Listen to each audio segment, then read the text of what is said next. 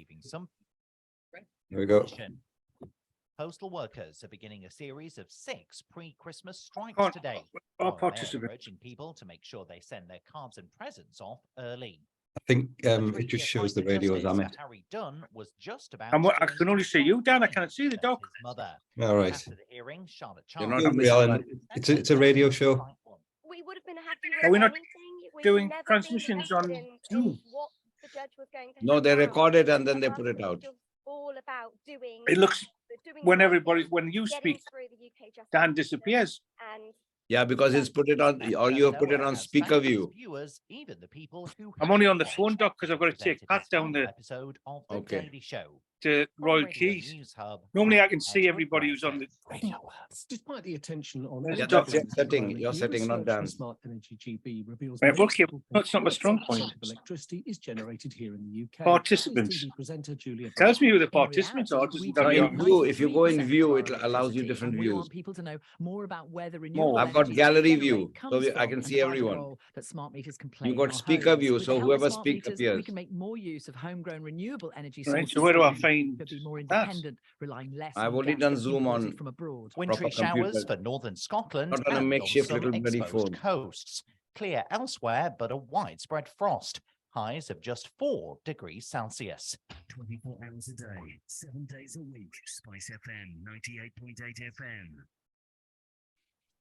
Chai Events, exclusive bespoke events, providing you a one-stop solution for venues, catering, decor, entertainment and DJs, AV and lighting, all professionally managed by our experienced team to give you that come as a guest, leave as a guest, no hassle experience. Chai Events are exclusive Asian wedding and event partners with the Grand Marquis at Wynyard Hall, Beamish Hall, the Crown Plaza and the Radisson Blu in Durham. Chai Events bringing sparkle to your event. Log on at chaievents.co.uk, search us out on social media at Chai Events, or WhatsApp and call on 0191 6030 633.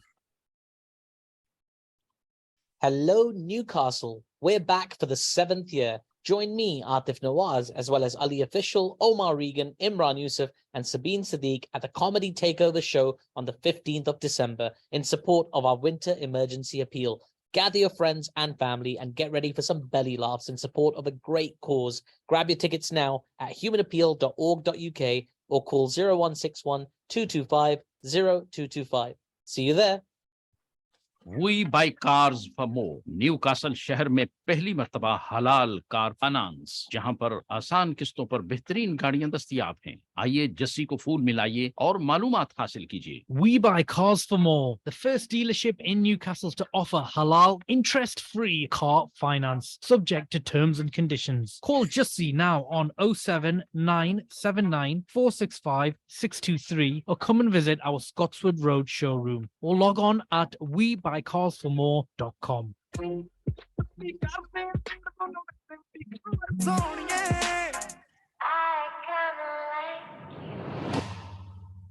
Want to grow your business? Spice FM are here to help. Let us promote your brand, product, service, or business on air, online, on web. We can reach an audience that no other local radio can reach. Broadcasting on 98.8 FM and nationally and globally online. For more information, visit us now, spicefm.co.uk. Spice FM. Spice FM. Sick of the same old radio sound? Then you need vibrant radio. Spice up your life. Spice FM 98.8 FM. Hello and good morning, everybody. Good morning. Good morning. Good morning. Good morning there. This is Show Business. It's Dan, it's Doc Anand, and it's Alan Curry this morning. It's Friday the 9th of December, 2022. Just looking forward to Christmas coming down the road very quickly. But very happy to be here today on this frosty but bright winter morning. And welcome, guys. Welcome to the show. How are you? How are you, Doc? Very, very well. Thank you for inviting us on the show. I had to get dressed very early in the morning. A bit early for you, isn't it, Doc? It's 10:05, Doc. Yeah, but that's very early morning for me. I work till very late in the night. Carry on, carry on. Alan, how are you? I'm fine, Doc, but I understand your sort of sleeping habits because it takes you a while to meditate to get yourself right for the rest of the day, to annoy, confuse, and engage with lots of different individuals. That's a very kind introduction. I'm never annoying or confusing. Yesterday, I got an award in the Spice Party as the Donald Trump Award for Sensitivity. They said, guess who? I said, must be me. Yeah. I rest my case. That's fantastic. And I didn't even know, and I didn't even know he'd had that award, Dan. So as I say, I rest my case. I mean, I can see behind him there. I think the awards cabinet, Doc, is just growing on an ever growing basis. Well, the most proud one I have is this, of course. Yeah. And I have others. This is from a restaurant. Was that for eating food at the restaurant? Well, because I praise them a lot. Okay. And this is for the film I made called Daughter of Earth.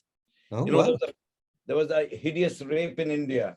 And everybody in Newcastle used to ask me, are you from Delhi? I used to say, yeah, I'm a rapist. I answer the ulterior question, you know, are you from Delhi? What do you mean? How do you know I'm from Delhi? I could be from Bangladesh.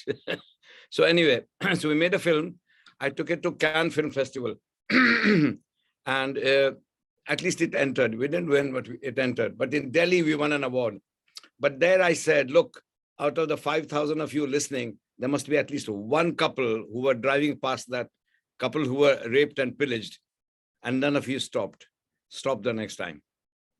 It's true, isn't it? I mean, we ignore crime. We just let it be, you know, not my business. We don't engage. And I mean, we have an ex-police officer who somewhere in the screen. Excuse me, Doc, excuse me. I hate to interrupt. You know better than use the word ex, retired. What's the difference between an ex and a retired? Ex has a bit of a connotation that you may have left under a cloud. I've spoken English only for 70 years. I wouldn't know, would I? That's exactly right. So that's why I help you. Right? Imagine a police officer helped me. God save the Queen. Well, you see, you're wrong again. It's God save the King. Right? King Yeah. Charles. Yes, Yep. I have no idea why you got the Donald Trump Award. There must be Because more this- deserving characters. Yes. So, I mean, look, Alan, I mean, Doc raises a valid point there, right? And your experiences over the years about the sort of, oh, it's not my place to intervene. It's not, you know, and obviously there's a huge amount of pros and there's a huge amount of cons to doing so in any type of situation. But it does feel like, you know, we do have a bit of a strange society going on where, you know, you might see somebody just falling over in the street, but you don't really want to go over to help because you don't know whether they're sort of high or they're, you know, dangerous or whatever kind of thing. So what was your sort of advice to the public in those days when you were serving, Alan? Well, those days are appropriate, Dan, because I do think you live in your own time. Yeah. So I think society has changed a lot and we're a little bit more fearful of interaction with people than we ever were. So all the points you make are very valid. I have interjected on occasions when I wasn't wearing the uniform or doing bits and pieces because it was the way I was brought up. But I do think that people take the line of least resistance in relation to helping people because it's such a poison chalice. I mean, how many times have we listened to in the past where somebody's broken into your home, you've taken the right action to defend your home, and then you find the police interviewing you? Now, I'm not, you know, obviously within the law, that's probably the right way to do it, but it just doesn't seem morally right, if that makes sense. Absolutely. And the more you hear of those type of instances, I suspect the more people think it's better not to get involved than get involved. And that's not to say there are not public spirit citizens who will take on board helping people in lots of different environments. But there's an incredible amount of information around and publicity about violence, which may or may not be correct because we hear of situations that the press or otherwise will highlight. I think we have started to build an inherent fear of moving out of our comfort circle. Sure. And, you know very well yourself, Alan, how much I'm involved with the Gosforth Shopwatch and shoplifting and all that. starting with Greg's a year and a half ago. Which we've had an interesting discussion about, haven't we? Yeah, and basically big companies are not bothered. They tell the staff, let them steal. They don't say those words, but they say, don't interfere. Let the camera recording go on. Let the police deal with it, who don't anyway. And we are insured. So again, that's a kind of an immoral societal behavior, I think, you know. I think that particular incident, Doc, highlighted. Doc discovered that somebody was walking down Greg's High Street every day, just walking in, taking a packet of sandwiches and moving on. But the police told them they don't deal with shoplifting under a certain amount. Now, I can only say I live in my own time, so I'm not saying I was any better than they are today. But the reason they stopped dealing with shoplifting was relevant to some of the issues around pandemics, the financial crisis, cuts in numbers. So they allegedly cut that cloth accordingly. But now the fact, okay, it's cost of living crisis, etc. But now the government's making high announcements about renewing 20,000, which is replacing what they've lost. So we're now back in the position we were when we had to cut things, but nobody's reintroduced the issue of dealing with shoplifters. And if you go back to certain days of zero tolerance, for me, a shoplifter continues to get away with it. So he starts to think, I wonder what else I can get away with. If you don't stand on the little ones, and that was the zero tolerance, wasn't it? It was the broken windows syndrome in New York. If you stop the graffiti in the broken windows, you stop them moving forward. If we're not dealing with shoplifters, I was in a shop the other week. I was in the car park, actually. And a guy I just saw him walking across the road with 2 bottles of whiskey with tags on. I was in the shop the other day and I could see some people, because you don't lose it, were obviously going to steal. And I said to one of the shop assistants, I'd keep an eye on them. He said, it's not my job to do that. I'm just a shop assistant. So the whole world's gone full circle because we've stopped dealing with shoplifters. So the actual individuals in the store are feeling very vulnerable because they know nobody's going to help them. Yet on Spar, which is a chain, and Asda, which is even a bigger chain, there are people who chase after them and call the police, you know, which of course achieves nothing, because calling the police is a waste of time. As you fully well know, on the 1st of September, I had a near-death experience. My car was rammed just outside here. I came off the pavement because there was gasworks going on, Dan.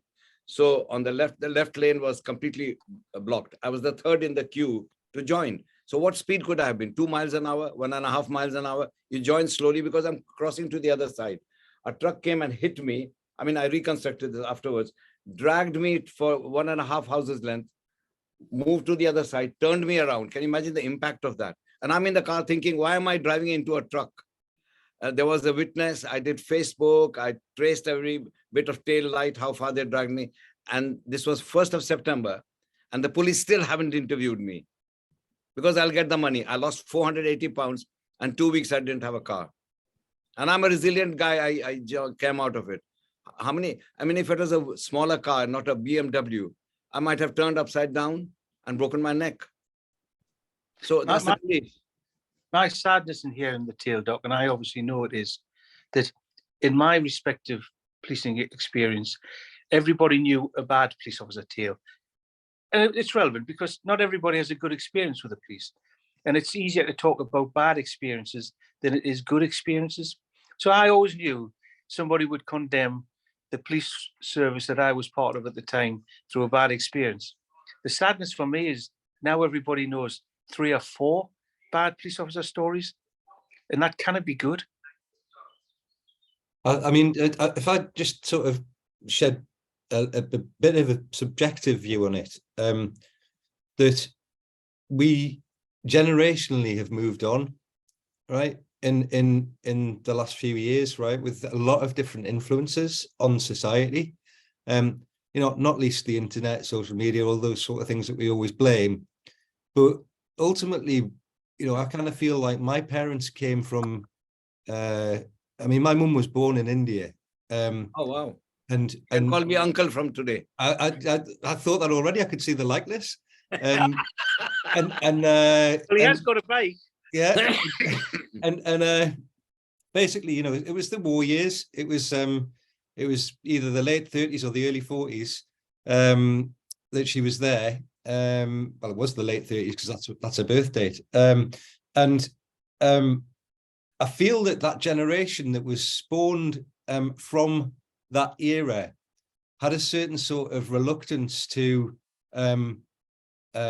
try to blame things, or sort of, this woke sort of attitude, or kind of like, people are touching me, or this is her. It was kind of like, we've got to make do and mend. We've got to get on with things. We've got to try to make the best of life. Socially resilient, would you say? Absolutely, and I can remember them, sort of talking to me about rationing, and how an orange was like a special treat, and and all of these daft things that you just take for granted nowadays. And actually, what I think that did was then it spawned a generation who were semi-aware of that, and sort of understood that. But then I think that actually, as things have sort of potentially relaxed, commercialized, technology is driven forward, everybody's connected, there's a different sense of, one is probably community, and two is probably social morals, if you like, in terms of, and discipline, as to what people are looking to in their lives. And I'm not saying for any 1 second that it's anybody's fault that that's happened, because we made some huge, great technological leaps forward, but there doesn't seem to be the consciousness there of those eras to promote the behavioral aspects that we're talking about. Does that make sense? Yeah. And I think the same has happened, unfortunately, with the best profession there is, doctors. I mean, there still are practices that you have to ring 8 in the morning, and you keep ringing till you get tired, and then you don't get an appointment, or you get a telephone appointment. That text. I mean, why don't doctors just communicate on text? Why bother phoning them? And why bother phoning doctors in the UK when they're so expensive? Why not do it in India? It'll be 1/10 the price or something, and better value for money. It will happen. We will be outsourcing general practice. I'm promising you today. My own doctor, I'll tell you, a very close friend of mine, he's on antidepressants, lad of 40, 42, 43. So he tells me yesterday, Uncle, I've run out of tablets. Can you get me some? I said, look, this is not India. I can't ring the doctor. And there's too much control, illicit, immoral, unethical, unnecessary control on medicine. You can't do this, you can't do that, you can't do this. You can buy drugs on the street, but not antibiotics, Anyway. So I rang the practice and have managed to get that person an appointment, because I know the doctors personally. But I'm also a retired doctor, and I'm also a counselor to be. So people kind of fear and respect me a little bit. But what is that boy to do? He works, and the only appointments are between 9 and 5. He works 9 to 5. He's already had a warning at work. Should he lose his job and just stay at home and be on the dole? And I mean, where's society going? It doesn't fit, as Allan pointed out. Just sticking to the letter of the law is for dumb people, England is not a dumb country. Not that I praise it, but it ruled the whole world. Now it's not able to rule itself, Well, it gets into trouble if I haven't ruled the whole world. But just a thought process here, because obviously we're talking of things where we have some experience of some years, and it just reminded me of the Muppet Show, right? So I suspect, Dan, because myself and the doc might be a little just older than yourself, we could be Walder and Statler, which means Walder. Whatever it means. Dan has to be Kermit. I knew you were going there. I knew you were going there, Allan. But the other thing is, so who's Miss Piggy then? Well, don't go there, right? We'll find out on the 20th. Right. So, but the other thing I was going to say was, because we're talking about things we've lived, there's a part of me says today's individuals, and it's hard to stereotype, don't have the resilience that maybe we had, and in times we had to have. I took the little boy out this morning, otherwise known as Winston, and it's absolutely freezing this morning, and the ice on the pavements are horribly. But we were talking when Doc and I were out on Monday with a new friend we've got, Kevin, talking about the past and things like that. And we were talking about when we grew up, central heating was unheard of in most houses, and you ended up chipping the ice and the frost off the inside of the window. But now today, all we're hearing is we can't live because we can't turn the heating on. So how did we survive then? Yeah. No, Well, even today, my you're right. house used to be 24 hours at 20 degrees plus. Now it is 18 between 6 in the morning and 7 in the evening. I just got extra layers. I mean, you just adjust to the reality of what it is, you know. You can't sit and moan. But have we, and I was at a meeting the other night, actually, after I left you talking, people were talking about the news and all the rest of it. Have we talked ourselves into a crisis as opposed to having a crisis? I don't know even if we have a crisis. Are we being prepared for something else long term? Are we being milked for money? And remember, I'm from the Conservative Party anyway. Are we being milked for money of the money we spent or wasted during Corona times, COVID times? Well, then you've turned full circle of the health service, haven't you? Yes. Apparently, £1 in every £6 worth of tax goes to the health service. They're about to go on strike. And we don't have a healthy nation at all. We are unresilient. Every third person has a mental health problem. Come on, man, get over it, man. So then we've got from mental health. I'm suffering from dysmorphia. On Monday, I'm a woman. On Sunday, what rubbish are you talking, man? Well, get over it, man. That just reminds me of the two bulls talking in a field, right? Right. And one said to the other, have you heard about this mad cow's disease? And the other one says, doesn't affect me, I'm a duck.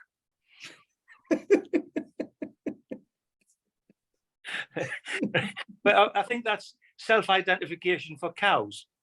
Yeah, but why should humans be able to? Identification is about what others see me as. If I'm on a planet where there's nobody else, what is the meaning of identification? Nothing. Identifies me from Allan, from Amit Banda, from Dan, from ABC. So it's how different I am. I'm Anand because I'm not you. So what is this self-identification bullshit? It's nonsense, absolute nonsense. How can you identify? How can I be a woman tomorrow? I've got XY chromosomes. Simple as that.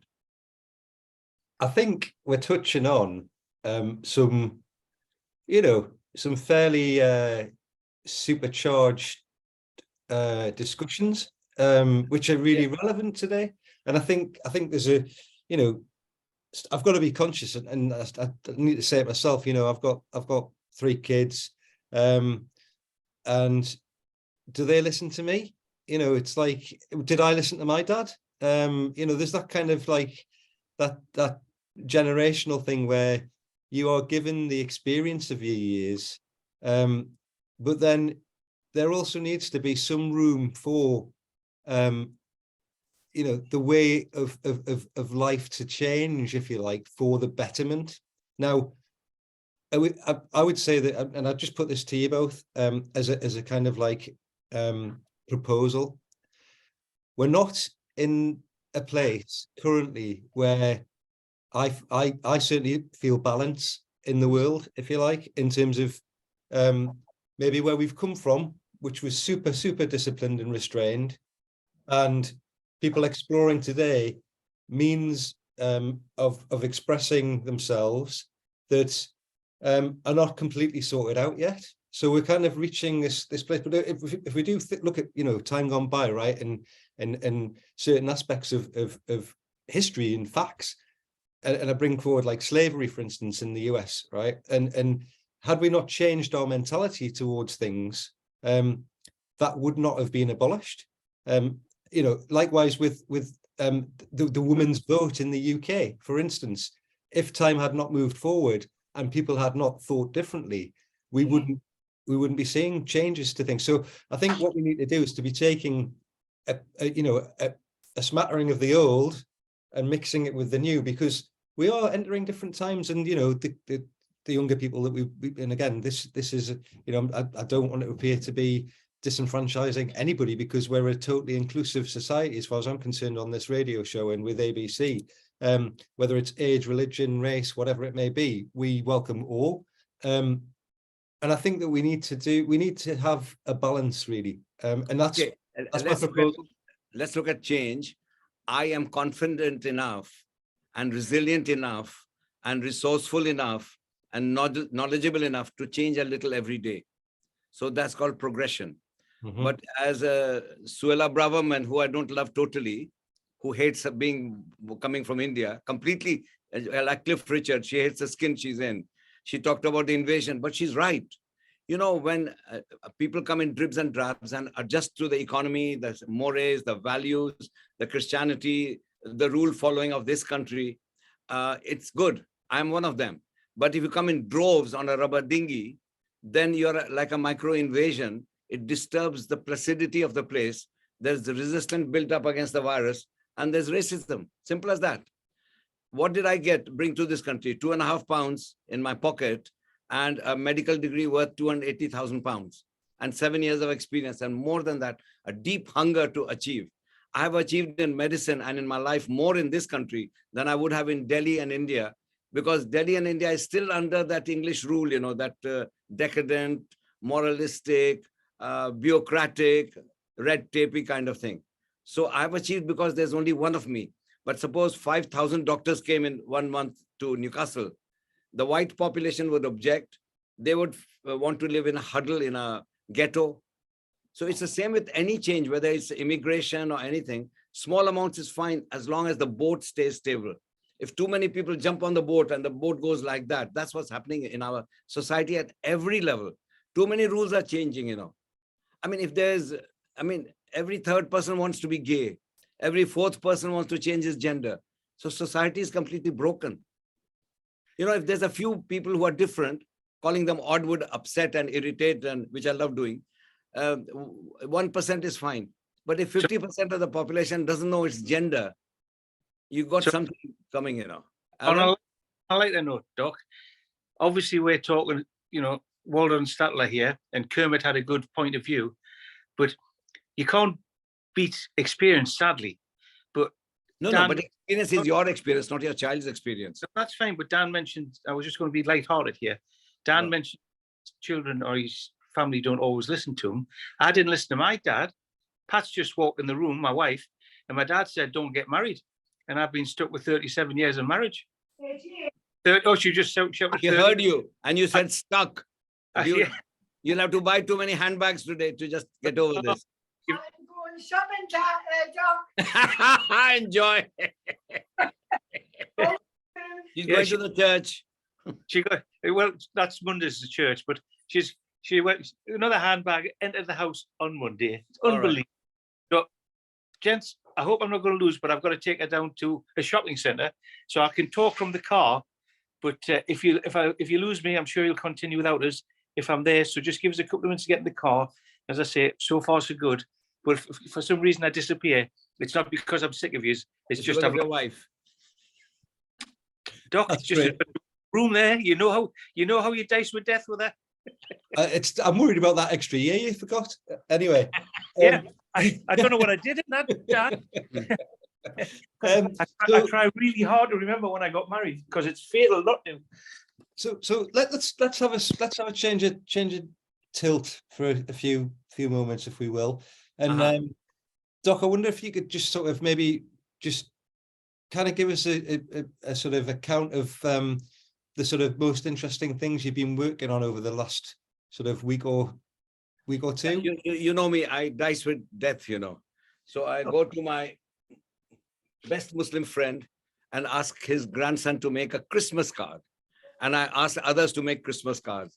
This is the product of it. You'll get one on the 20th. That's lovely. So this was genuinely drawn by Asad Ahmad, age 7. Lovely. And it's signed Doc Anand. But more than that, I'm so privileged that my party has started to recognize me, and the young ones in the party more so than the old codgers, because who wants change? Who wants a new brown person in the box, you know? But the young ones, yesterday I'm sitting in Spice FM. This man is too distracting. Can you switch off while you're doing all this? Switch off what? Your phone. I'll just put it on speaker. So I'm speaking. No, it's very distracting when you're moving and I'm talking. Anyway, so 2,000 of these cards are getting distributed in Newcastle, in Gosforth, and not by me. I'm sitting having a party with Spice FM, and 2 kids are distributing this to 2,000 homes. So that's one thing that's happened. We did a jobs fair.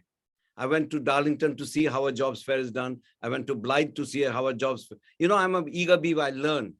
And I'm not sure how many people got jobs, but we did have a jobs fair in Gosford, the first time ever. I covered the farmers fair in All Saints Church, the first ever, because, there's so many rules and regulations, and 500 yards from there, there's another market and you can't do this. If you want to learn English red tape bureaucracy, Newcastle City Council is a place for it. It's so difficult to breathe. And my biggest achievement was, on the bollards front, I got 901 wet signatures. So I knocked on every door, and most people were at work or home or wherever. And we got 900. And I was honored that the Labour Party leader for transport came down to receive me instead of just say, leave it.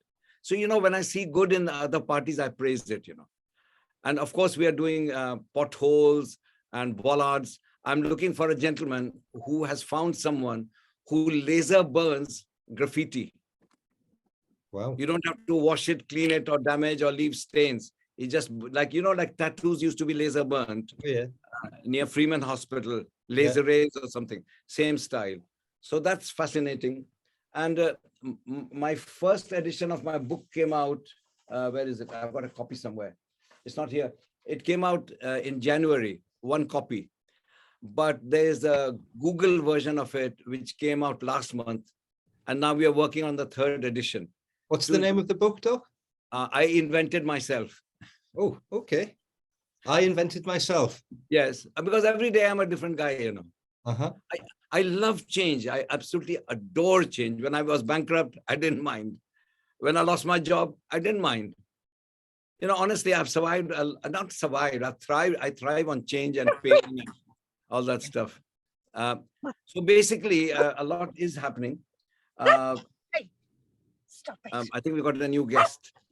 I'm just going to pop Alan on mute whilst Winston goes quiet. Yeah. And so, I mean, Doc, I've just got on the screen behind me because the ABC 22 awards were a fantastic event. Yes. And what got me that other award? Yes. Yeah, a lot of good work there done for charity, and just a fantastic evening from the host that was there, Tommy Sandhu, to all of the sponsors on the evening. It started with a beautiful Indian dance from a girl. Absolutely. From Sunderland, I found out. I thought she had come all the way from India. She was very good.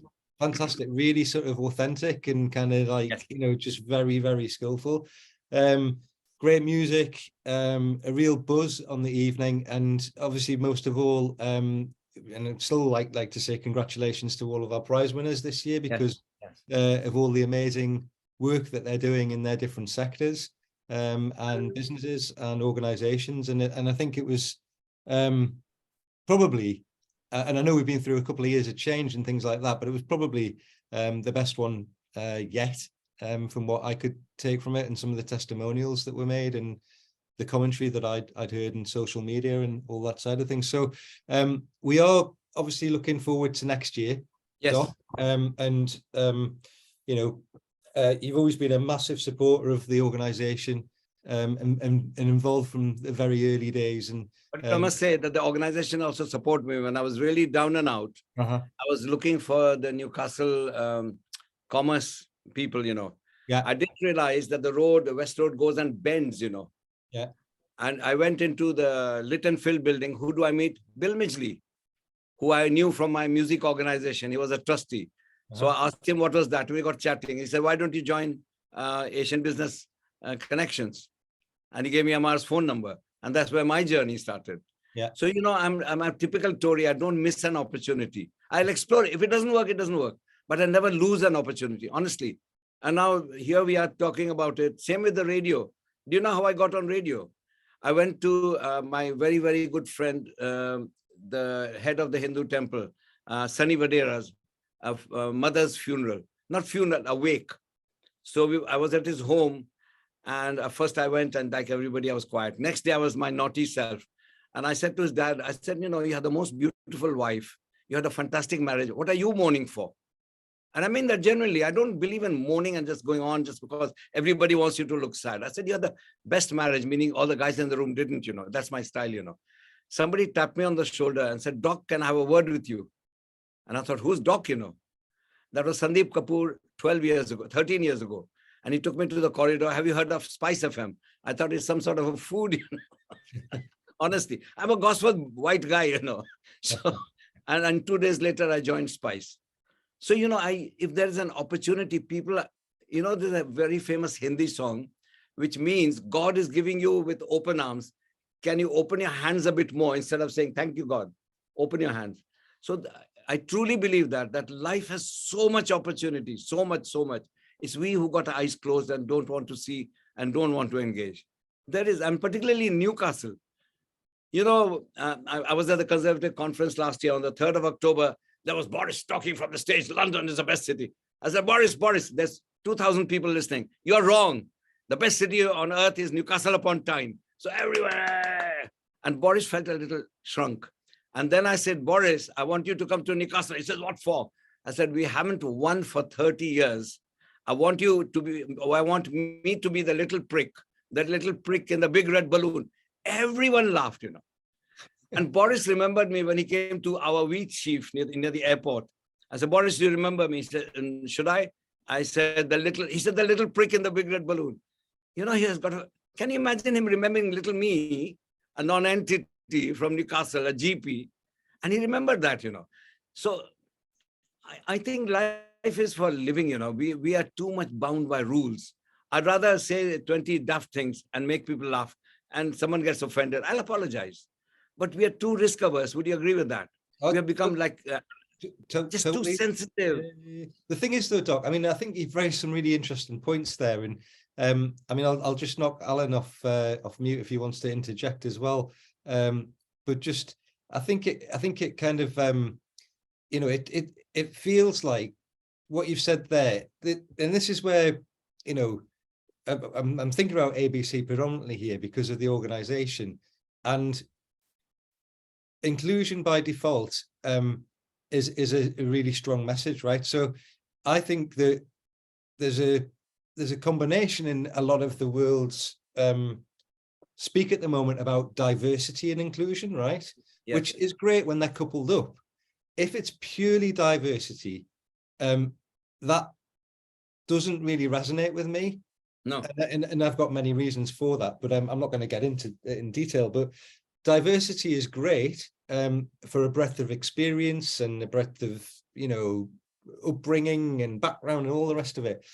Where I think ABC is really, really interesting is the inclusion bit.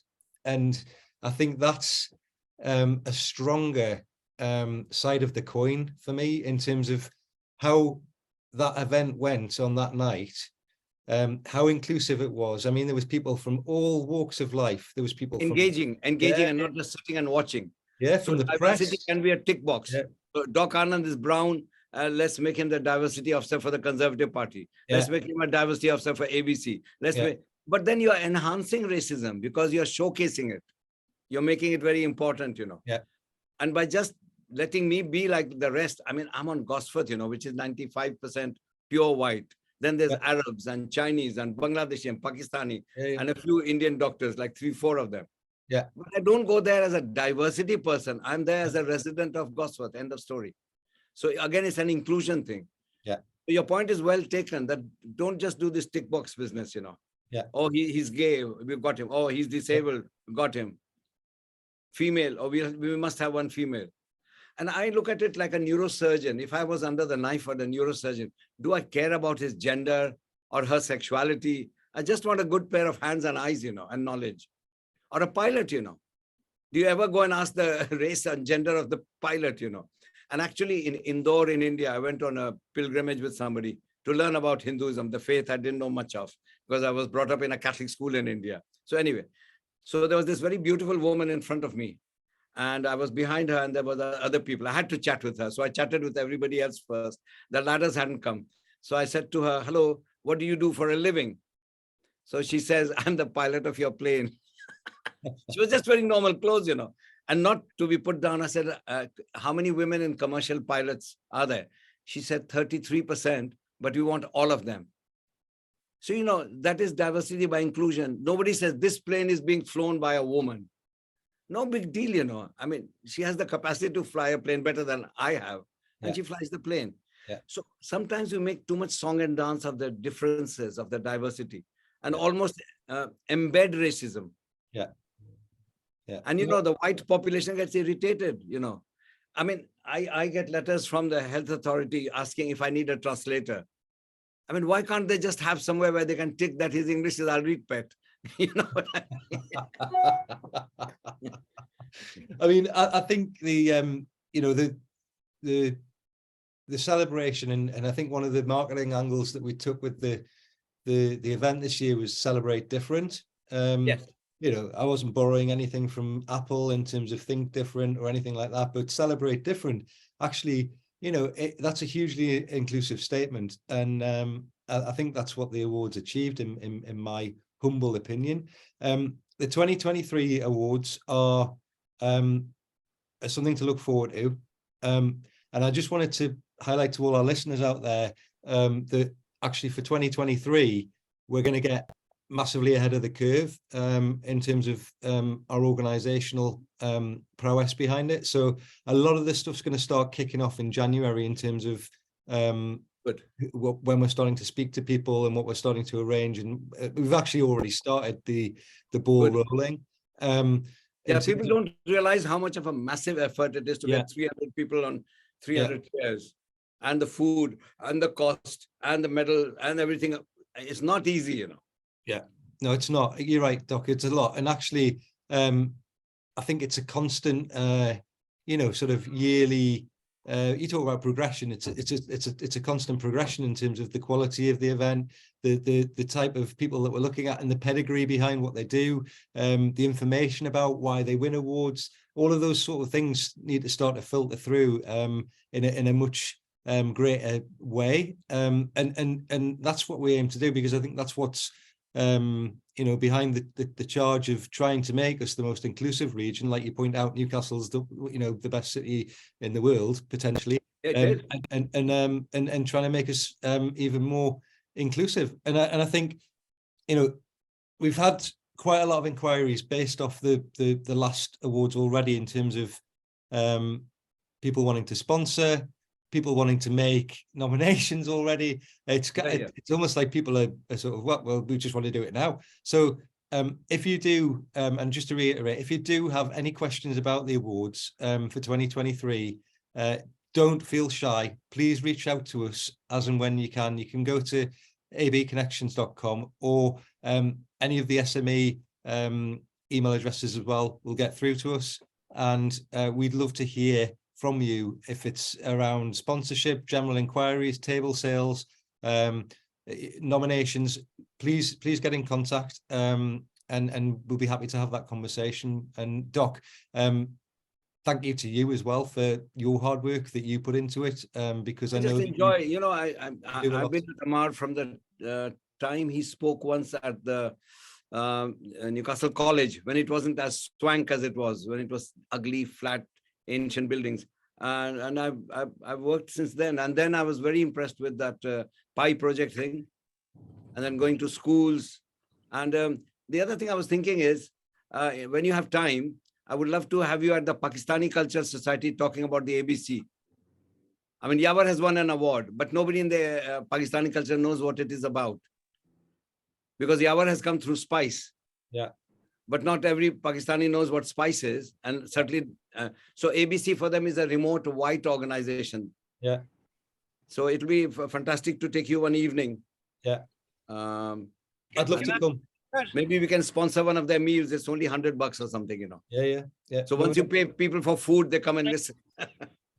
And suddenly, Alan, are you back? I've been back all the time. I just kind of get in for the doc. All right. You concentrate on driving. Often we are sitting in meetings. I can only see his ear. Can you get your wax removed, please? So is Winston calmed down, Alan? One of the things I've got 3 points to make on the doc. Yeah, it's just the initial start. He's in the back of the car. But I've got 3 points to make on what you've been talking about there, Dan and Doc. The first one was, I've been with them all since the beginning when we started ABC. And I think the start of any organization is always difficult, because sometimes you're working in an environment where there may be other organisations who have a similar viewpoint. But the one thing ABC went for, whilst the title was Asian Business Connections, it absolutely was not focused on Asians, and it was linked very much so to inclusivity.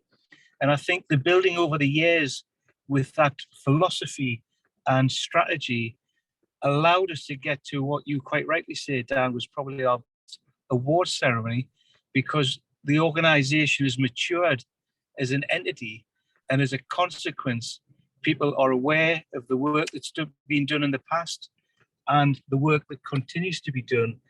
And as a consequence, people want to be part of it, because they see an ambulance. yeah, it's coming through.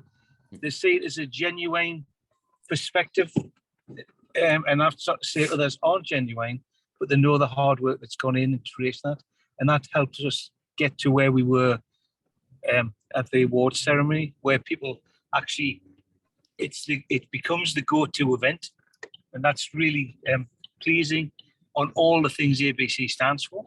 My more flippant point is, when the doc was mentioning about his friend, the Hindu, and you said to him, you've got a great life and a lovely marriage.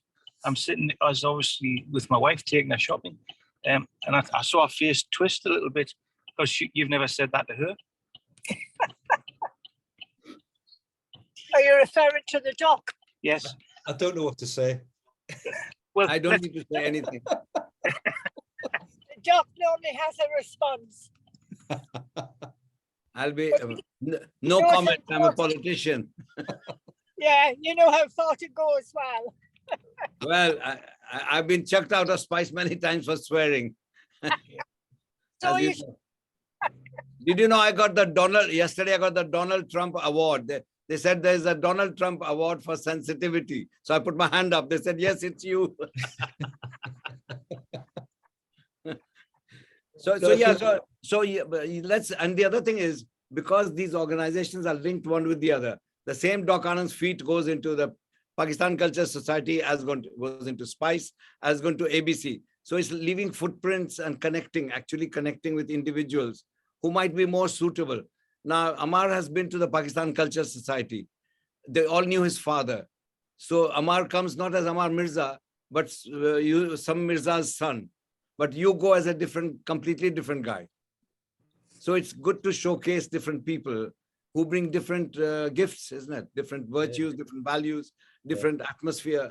So it'll be fantastic. So one day we'll organize something. No, Doc, it's a great shout, and I think I've spoken to Amar recently, and we are also getting all of the dates. We want to get all the dates for next year for the Curry Club sorted out. I think we're going to potentially move it either to the second or third weeks in the month rather than the last week, is what we're looking at the moment, for everybody's knowledge. And from a Curry Club perspective, plugging Curry Clubs, I have been fortunate enough to go to probably around 8 or 9 now.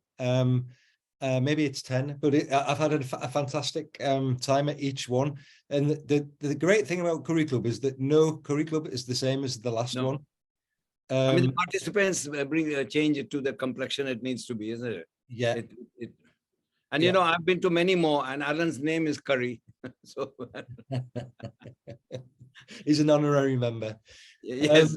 But I think, from my perspective, certainly the breadth, talking about inclusivity, the breadth of people and speakers and organizations and individuals that have taken part, and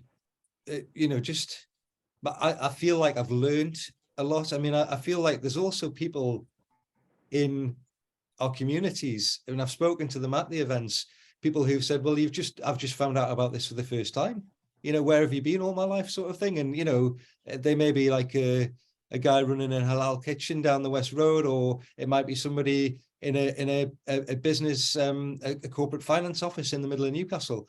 But coming to kind of like speak and talk at our events and connect, I, personally speaking, I know for a fact that people have benefited, not just from a sort of financially driven, sort of business driven output, but from a learning perspective around the types of things that the organization is touching upon. And that for me is just, it's phenomenal. You will always find something out at an ABC Curry Club, and it's well worth attending.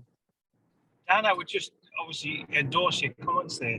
But one of the great things I think about the Curry Club is it doesn't take a lot of time out of people's lives. There's a little bit of element, obviously, of having a curry, goes without saying, for those of you who don't know that. And we try to keep it to about an hour, even less in the context of any speakers or whatever, so people don't get bored. And then there's the opportunity to communicate.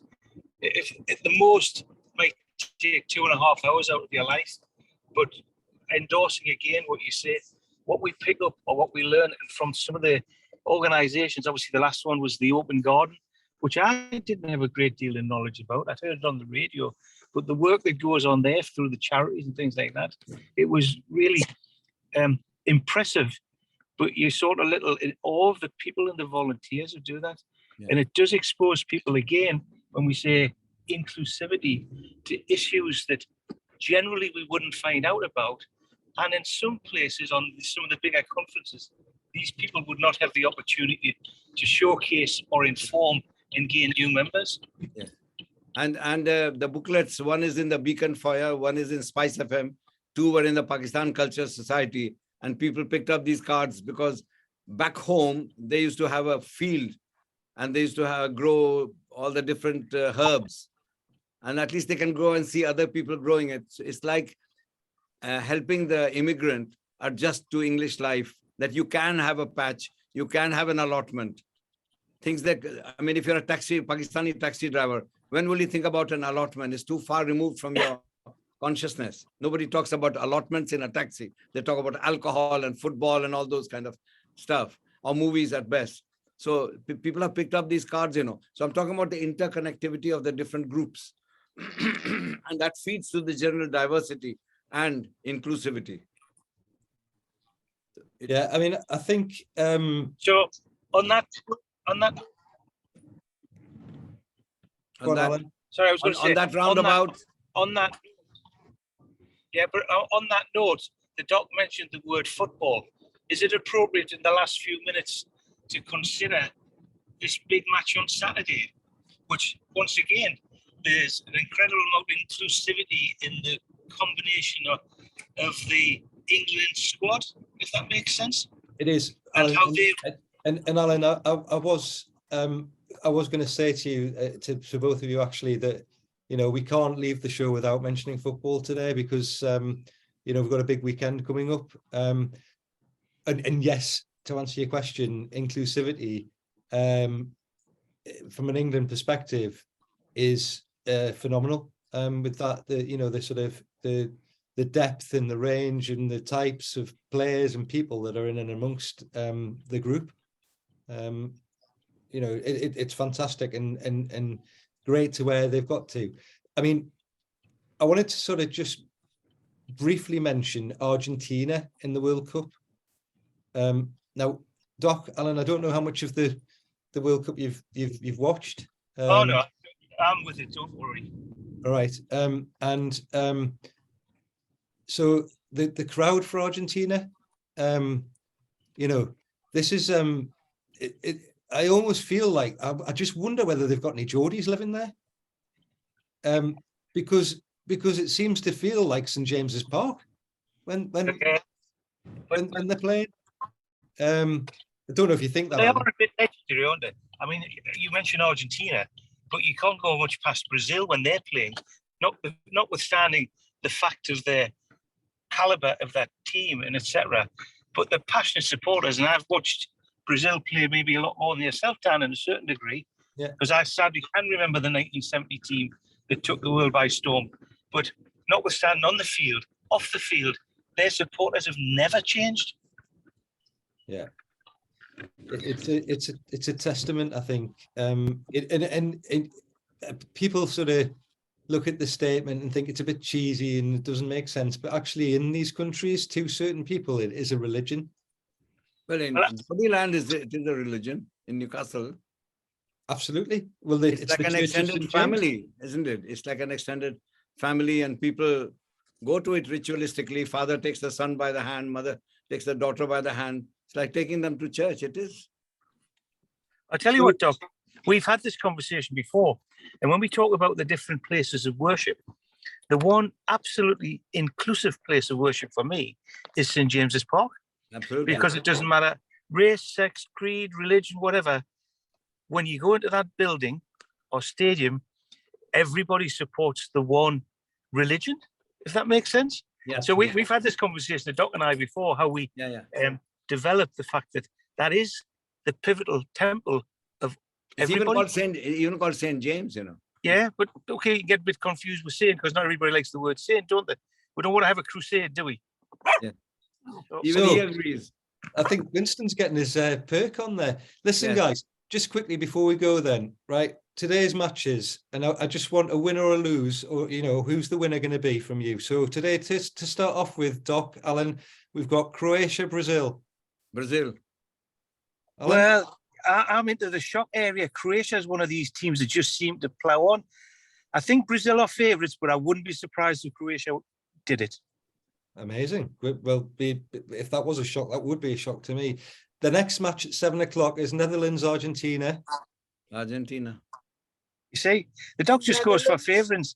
Again, Yeah, I'm just a populist, man. I know. Again, I wouldn't be surprised if Argentina won, but I wouldn't be surprised if the Netherlands did. Oh, it's going to be tough, isn't it? Tomorrow, then, we've got Morocco and Portugal. The underdogs, Morocco. Morocco. Played particularly well throughout this tournament, fit, defensive in their own little way. I must be going for the alleged underdogs all the time. Okay. And then the last one, obviously the big one. We've got England and France, guys. How can I ask for France? No to France. Yeah. and then obviously, once again, everybody seems to think France are the favourites, but you've got to say England, haven't we? And then, you know, I'll be there with me little glass of wine or whatever it is, with chewing me nails and just hoping that, against all hope, that we really turn it on. Well, I certainly hope we do. I mean, if nothing else, you know, it's good for the country, right? It's good for the morale. It's good for moods. Look at that. Look at him. Just to show how inclusive we are. Yes. We've even got an animal branch of ABC. An animal. An animal branch. Yeah. Listen, guys. Thank you for today. Thank you for being on the show. Thanks for your insights, it's been a your pleasure. experience, your wisdom, and thanks for being so inclusive. And I wish you a really good Friday. I wish you a really good weekend. And you know, we'll be in touch with you. And I think we're due to see you in a week or so, aren't we? I think it's the 20th, isn't it? That's right. We're just awaiting instructions, as always, from Amar. Okay. Dietary requirements for the Christmas dinner will be sent out soon. See you on the 20th. Right. Cheers, Dan. Thank you for your Okay, time. guys. Have a good weekend. Come on, England. Bye-bye. Yeah. Bye-bye. Bye. Thanks, guys. That's the end of show business this week. Take care. Have a great weekend. And we will see you next week. Thanks now. Bye.